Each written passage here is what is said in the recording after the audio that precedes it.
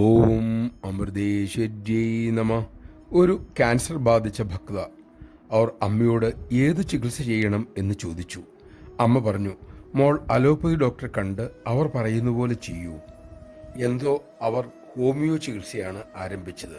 മാത്രമല്ല കൂടെ പുഷ്പസത്ത് ചേർന്നുള്ള മരുന്നും കഴിച്ചു.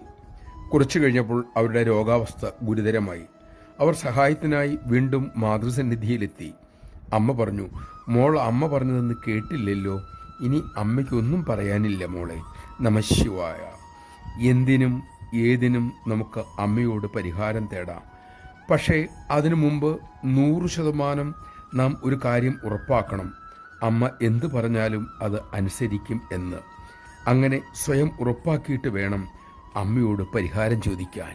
അതിന് നമുക്ക് ആകുന്നില്ല എങ്കിൽ നമ്മുടെ ബുദ്ധിയെ തന്നെ ആശ്രയിച്ച് സ്വയം പരിഹാരം കണ്ടെത്തുക. അമ്മയോട് ചോദിച്ചാൽ അമ്മ പറയുന്നത് മാത്രം പൂർണ്ണ മനസ്സോടെ അനുസരിക്കുക.